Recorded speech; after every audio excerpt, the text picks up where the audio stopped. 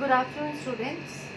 So, in continuation of the extraction of metals, today we are going to discuss the process of the extraction of metals, especially for the metals which comes in the high reactivity. Okay.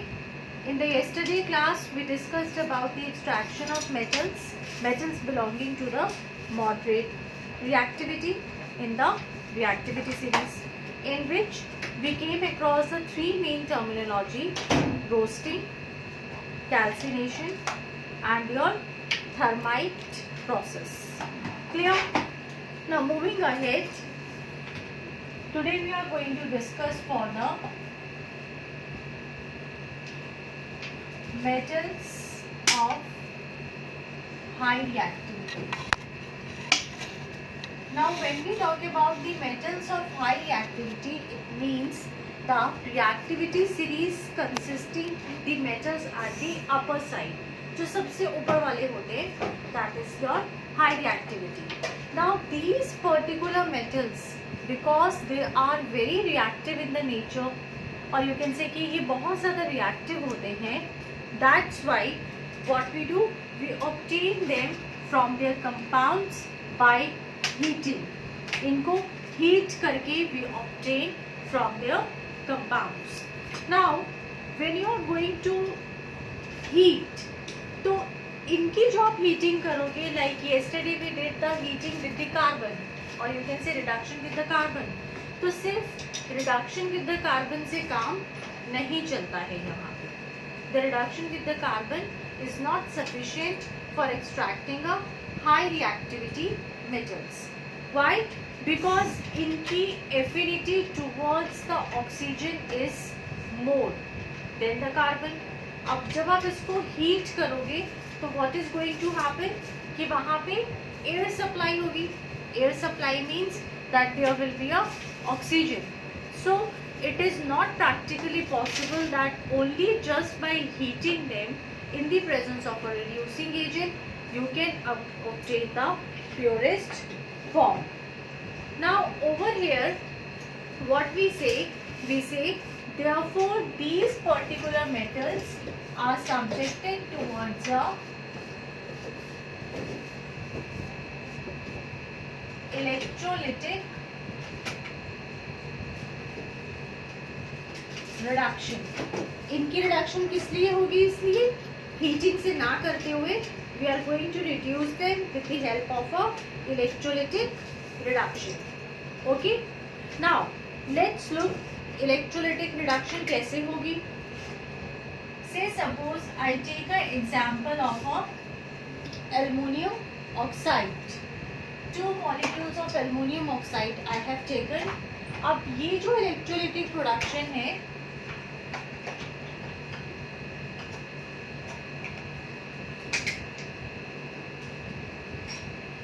यहाँ पे हमने term लिख दी electrolysis. Now when it is going to electrolyze you will get the pure from the aluminum plus oxygen.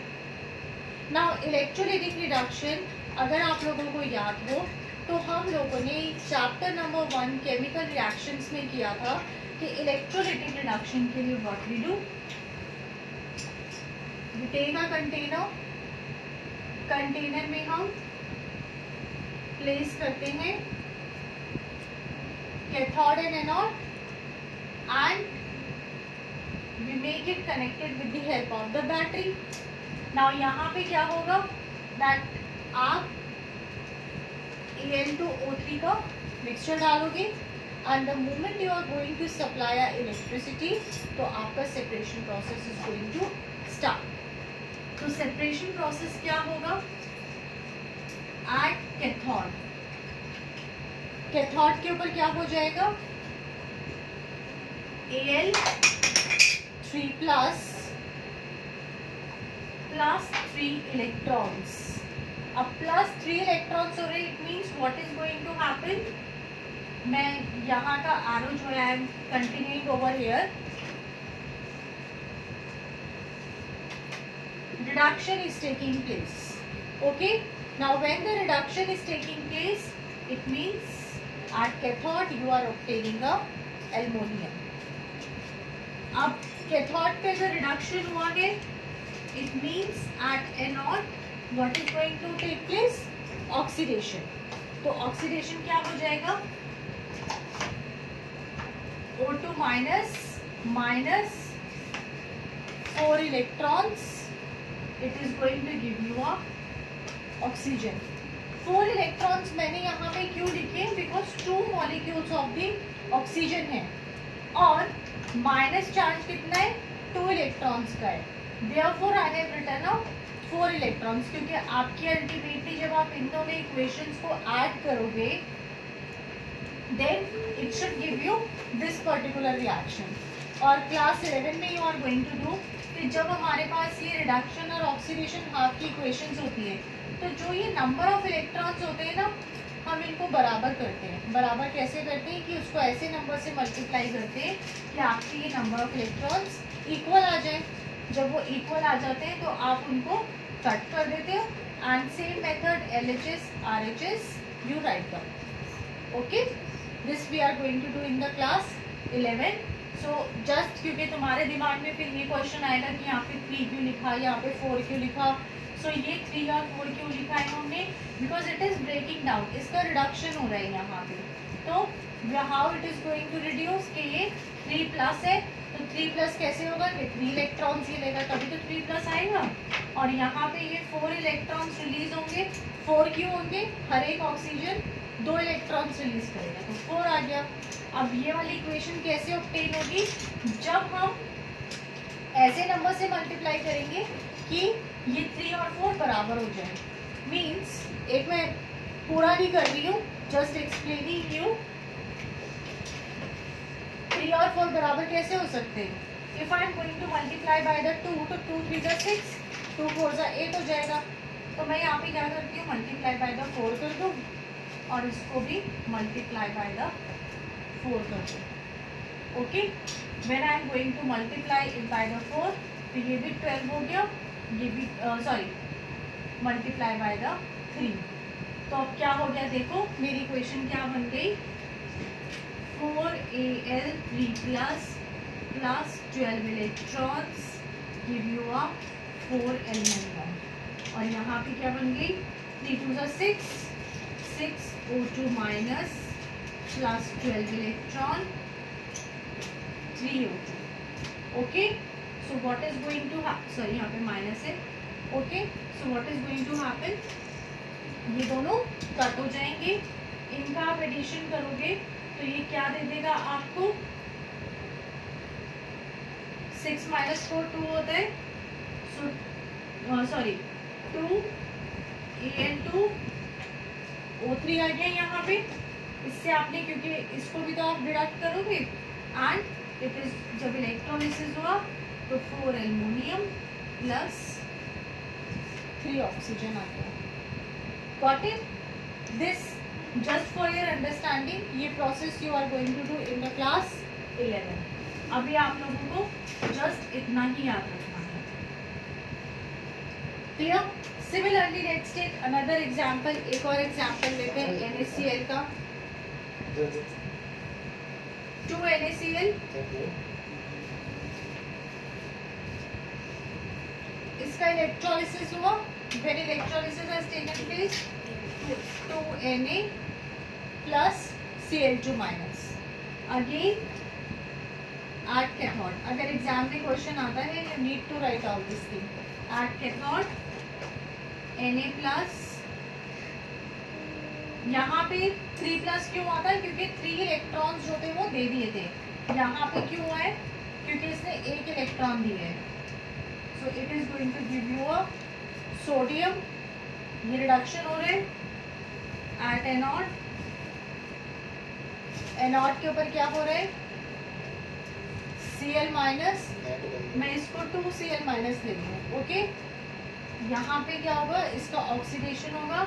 So it is going to be a Cl2 plus 2 electrons.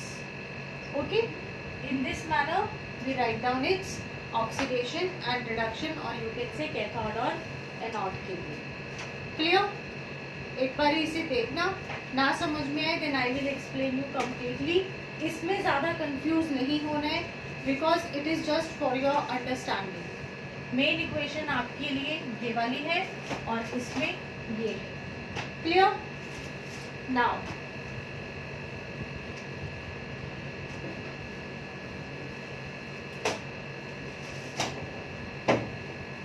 Coming to the next definition जो है your comes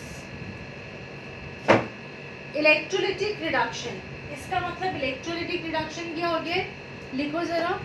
electrolytic reduction is the process in which metals are extracted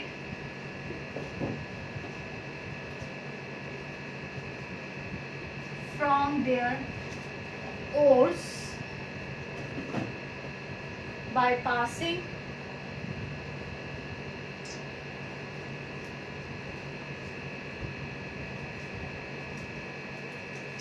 electric current. Okay, now यहाँ पे एक चीज और याद रखनी है आपको कि जो हमने ये सेल लिया था इसमें मैंने Al2O3 लिया था, तो ये जो भी ओर्स होंगी या तो क्लोराइड फॉर्म में होंगी, लाइक NaCl क्या हो गया, क्लोराइड फॉर्म होगी, या ऑक्साइड फॉर्म होगी.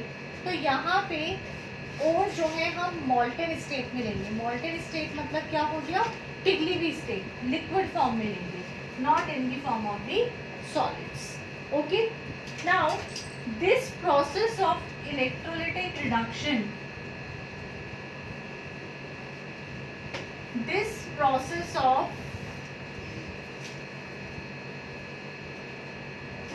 Electrolytic reduction is called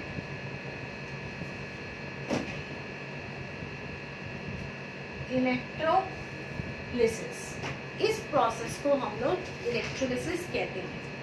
okay, now with this particular we finish the extraction of the metal from the concentrated ore. जो आपका सेकेंड स्टेप था, 3 स्टेप्स हम लोगों ने किए थे, तो जो सेकेंड स्टेप था इसके साथ हम फिनिश करते हैं.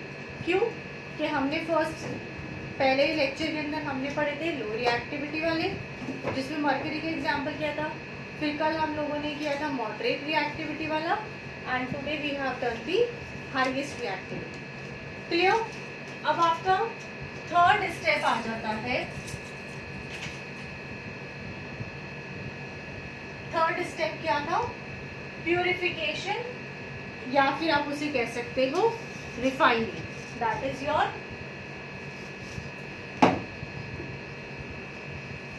refining of metals.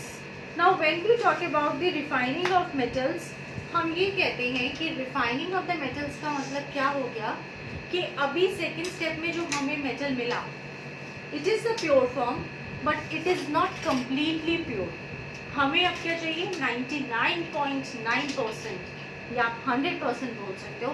हमें 100% प्योर मेटल जो है वो चाहिए यहाँ पे. तो therefore the process of purifying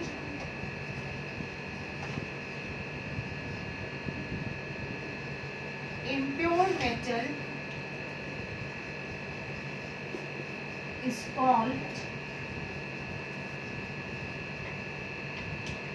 refining, or you can say a purification also. Okay, now this particular refining, this कि हम कौन सी refining we are going to apply, it again depends on the type of the metal and impurity present in it. But then also we say कि जो most common refining होती है, most common refining is a electrolytic refining.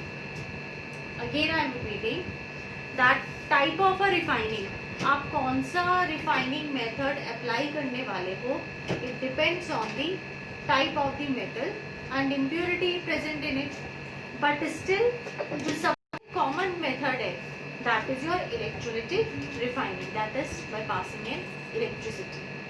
Okay, now over here we have कि say suppose हमें refining करनी है, से suppose हमें कॉपर की रिफाइनिंग करनी है, तो व्हाट वी आर सेइंग, हम कह रहे हैं इलेक्ट्रोलिटिक रिफाइनिंग जो है it is the most common method. Clear? So क्या हो जाता है, we have one container. Okay, इस कंटेनर में हम क्या कहते हैं, जो आपकी थिक प्लेट होती है इस कंटेनर में, अ थिक प्लेट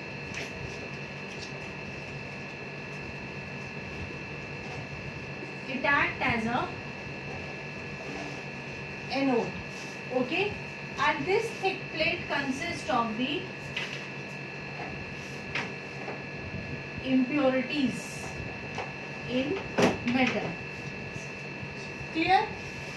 फिर आपकी एक थिन प्लेट होती है, this thin plate is a cathode and this thin plate is a